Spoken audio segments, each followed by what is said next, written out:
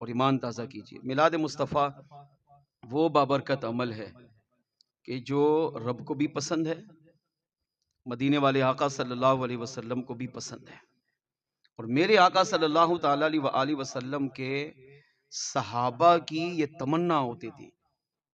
ایک نئی کتاب میں نے اس مہینے پڑھی، شان مصطفیٰ، میلاد مصطفیٰ بزبان مصطفیٰ۔ یقین کریں اتنی کمال کی حدیثیں لکھی ہیں کہ عاشق رسول پڑھے تو اس کا دل عشق رسول میں ڈوب جائے۔ اس کا نچوڑ میں عرض کر رہا ہوں، صحابہ کی یہ تمنا ہوتی تھی، تڑپ ہوتی تھی کہ کبھی کبھی میں حضور کے سامنے بیٹھوں اور حضور کے سامنے حضور کا ذکر کروں۔ پیٹ پیچھے تو ہر کوئی کرتا ہے نا۔ اب دیکھیں ہم حضور کے زمانے میں نہیں ہیں، ہم نے حضور کو نہیں دیکھا، 15ویں صدی میں ہم لوگ جی رہے ہیں، لیکن آقا صلی اللہ علیہ وسلم کا تذکرہ کر رہے ہیں نا، میلاد منا رہے ہیں نا، حضور سے محبت کا اظہار کر رہے ہیں نا۔ لیکن صحابہ کی طرف کیا ہوتی تھی کہ پیٹ پیچھے تو کرتے ہی کرتے تھے، میلاد کی محفلیں سجاتے تھے، میلاد مناتے تھے، لیکن صحابہ کی تڑپ، صحابہ کا عشق، صحابہ کا پیار، صحابہ آقا صلی اللہ علیہ وسلم سے اتنی کمال کی محبت کرتے تھے کہ تڑپ یہ ہوتی تھی کہ کاش کوئی ایسا لمحہ آئے، ایسا موقع ملے کہ سرکار سامنے تشریف فرما ہو اور ہم حضور کے سامنے حضور کا ذکر خیر کریں، اور آقا یا تو مسکرا دے یا ہمیں اپنی دعاؤں سے نواز دیں۔ ان میں سے ایک دو پاکیزہ ہستی کا میں ذکر کر دیتا ہوں مختصراً۔ اما عائشہ صدیقہ رضی اللہ عنہ فرماتی ہیں ایک دن آقا علیہ السلام تشریف لائے تو سرکار بیٹھے، تو سرکار کا حسن و جمال تو ویسی کمال کا تھا، تو آقا صلی اللہ علیہ وسلم بہت خوش لگ رہے تھے۔ تو بیوی شوہر کو اچھی طرح جانتی ہے نا، تو اما عائشہ کہتی ہے کہ میں نے عرض کیا یا رسول اللہ صلی اللہ تعالی علیہ وسلم، میرا دل چاہتا ہے کہ میں آپ کے سامنے آپ کو کچھ سناؤں۔ اما عائشہ فرماتی اس سے پہلے میں نے کبھی حضور کو نہیں کہا، آج میں نے کہہ دیا کہ میرا دل چاہتا ہے کہ میں آپ کو کچھ سناؤں۔ تو آقا صلی اللہ علیہ وسلم نے ارشاد فرمایا تمہارا دل چاہ رہے تو سناؤ، منع نہیں کیا، قربان یا رسول اللہ پر۔ اب اما عائشہ فرماتی عربی میں اشعار پڑھیں۔ ان اشعار میں اما عائشہ صدیقہ رضی اللہ تعالیٰ عنہ نے حضور کے میلاد کو بیان کیا، حضور کے حسن و جمال کو بیان کیا، حضور کی سیرت کو بیان کیا، حضور کی شان کو بیان کیا۔ اما عائشہ صدیقہ فرماتی ہیں آقا صلی اللہ علیہ وسلم اور میں، ہم دو ہیں، ہمارے علاوہ کوئی بھی نہیں ہے، میں حضور کے سامنے آج پہلی مرتبہ حضور کا ذکر کرنے لگی، حضور کی شان بیان کرنے لگی، اور کمال یہ تھا مجھے اپنی قسمت پہ ناز ہو رہا تھا کہ میرے آقا صلی اللہ علیہ وسلم میرے سامنے تشریف فرما بھی ہیں، اپنا ذکر سن بھی رہے ہیں، جھوم بھی رہے ہیں، مسکرا بھی رہے ہیں، اور پھر جب میں نے حضور کے ذکر کا اختتام کیا، اشعار ختم کیے، تو آقا صلی اللہ علیہ وسلم نے مجھے دعا دی عائشہ اللہ تجھے ہمیشہ سلامت رکھے۔ شوہر بیوی کو ایسی دعا دینا یہ کمال ہے۔ ہاں میرے آقا صلی اللہ تعالی علیہ وآلہ وسلم نے اپنی زوجہ، اور وہ زوجہ جن سے قلبی طور پر میرے آقا سب سے زیادہ محبت فرماتے تھے، ساری ازواج سے کرتے تھے، مگر اما عائشہ صدیقہ فرماتی ہے سب سے زیادہ حضور مجھ سے محبت کرتے تھے۔ یہ فرماتی ہیں کہ اس دن میری زندگی کی معراج بن گئی۔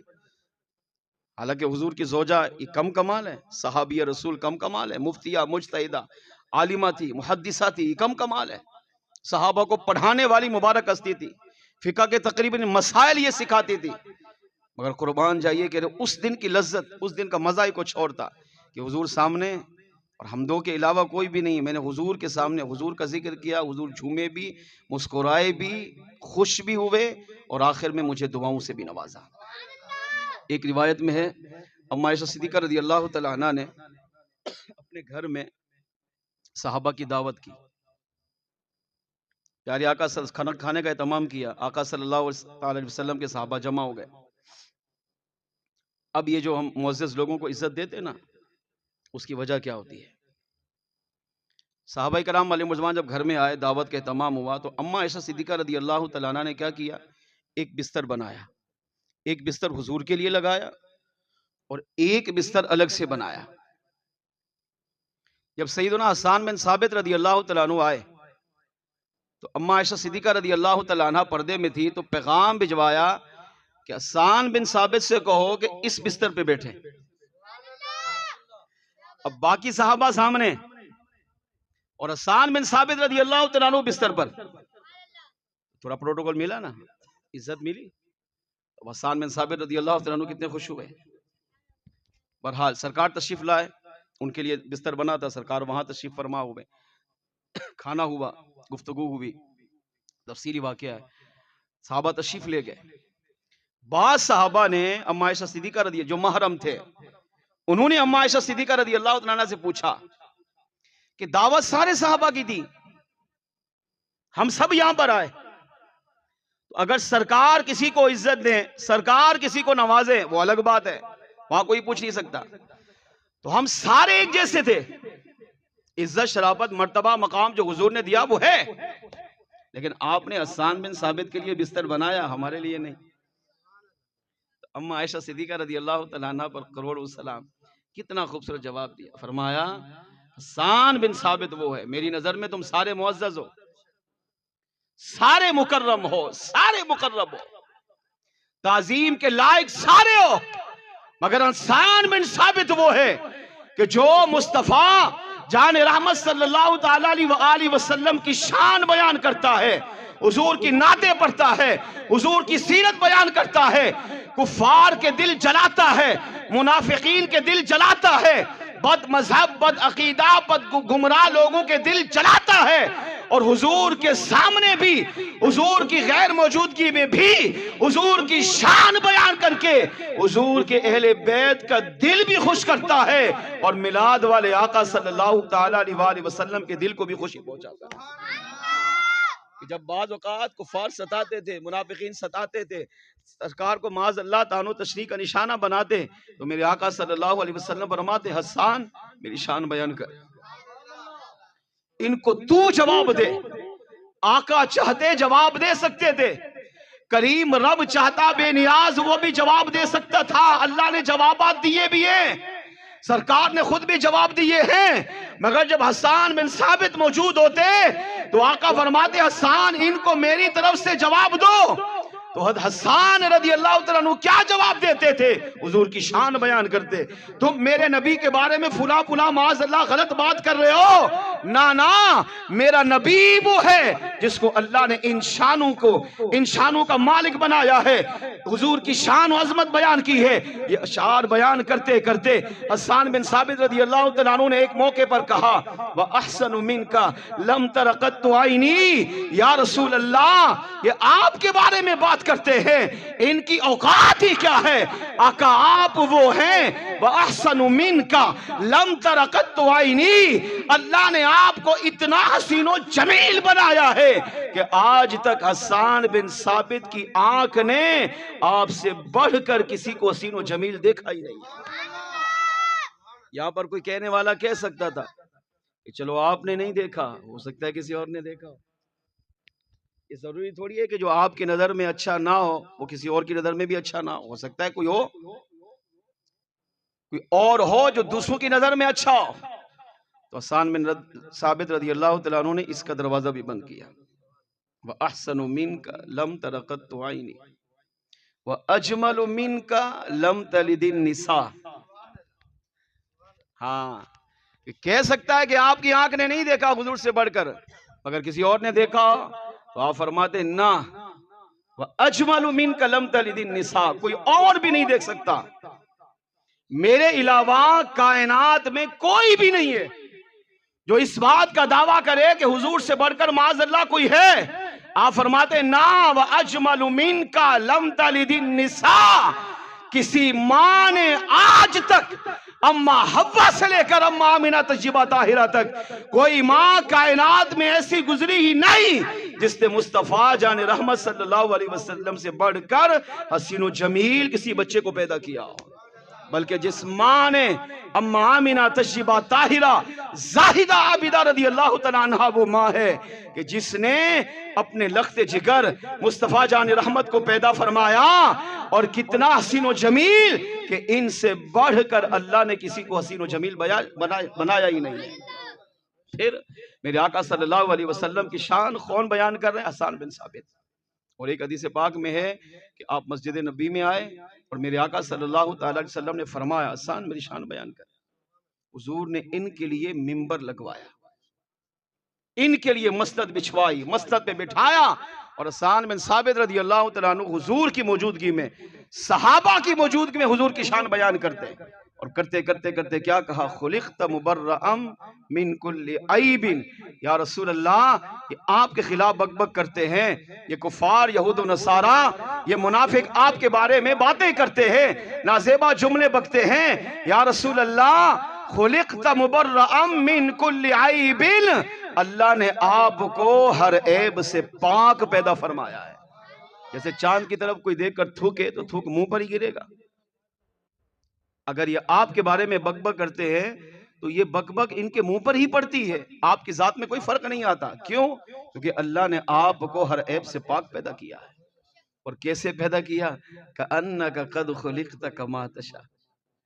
یا رسول اللہ، آپ وہ ہیں جن کو رب نے آپ کی چاہت پہ بنایا ہے. ہاں، ساری کائنات بنی مگر کسی سے رب سے پوچھا نہیں میں آپ کو کیسے بناؤں، لمبے قد کا بناؤں یا چھوٹے قد کا بناؤں، حسین و جمیل بناؤں، عیبدار بناؤں، بغیر عیب کے بناؤں. نہیں، رب نے جیسے چاہا کن فیکون، کن کہار ہو گیا. ہر انسان کی تخلیق ہوئی ہے مگر مصطفیٰ جان رحمت وہ ہے جن کے سامنے آپ کے صحابی حسان بن ثابت عرض کر رہے ہیں یا رسول اللہ کأنکا قد خلقتا کما تشاء. آپ کی ذات وہ عظیم ذات ہے کہ آپ کو اللہ نے اتنا حسین و جمیل بنایا ہے، اتنا خوبصورت بنایا ہے، آپ کو دیکھ کر لگتا ایسا ہے کہ گویا کہ رب نے آپ سے پوچھ پوچھ کر آپ کو دنیا میں مبعوث فرما دیا. آپ جیسا چاہتے تھے کریم رب نے آپ کو ویسا ہی بنایا، سب سے پہلے بنایا اور سب سے آخر میں اپنے محبوب کی امت کو عطا کیا ہے.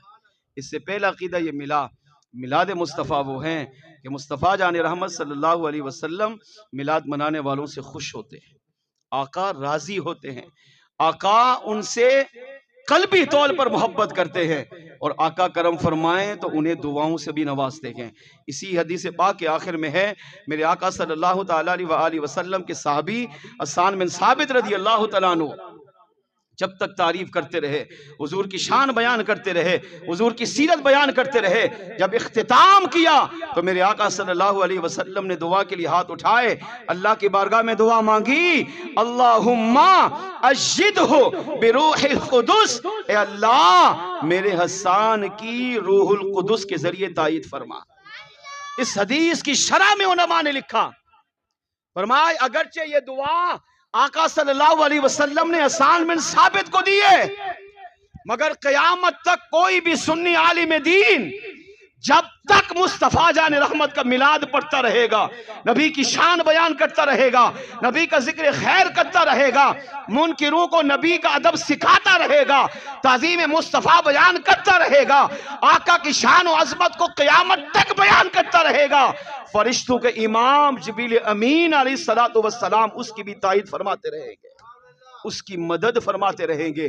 اس سے عقیدہ ملا کہ میلاد مصطفیٰ منانے والوں سے رب خوش ہوتا ہے، میلاد والے آقا خوش ہوتے ہیں، کرم فرمائے تو دیدار بھی عطا کرتے ہیں، کرم فرمائے تو میلاد کی محفل کو قبول بھی فرماتے ہیں، اور اس سے بڑا کرم فرمائے تو آقا میلاد منانے والوں کو اپنی دعاؤں سے بھی مالا مال فرماتے ہیں. آئیے مل کر آپ بھی پڑھ لیجئے، تیرا کھاواں میں تیرے گیت گاواں یا رسول اللہ، تیرا میلاد میں کیوں نہ مناواں یا رسول اللہ، تیرا میلاد میں کیوں نہ مناواں یا میں کچھ بھی نہیں جے تیرے نال میری کوئی نسبت نہیں، میں کچھ بھی نہیں جے تیرے نال میری کوئی نسبت نہیں، میں سب کچھ حاجم ہے تیرا صدا یا رسول اللہ، میں سب کچھ حاجم ہے تیرا صدا یا رسول اللہ، تیرا میلاد میں کیوں نہ مناواں یا رسول اللہ۔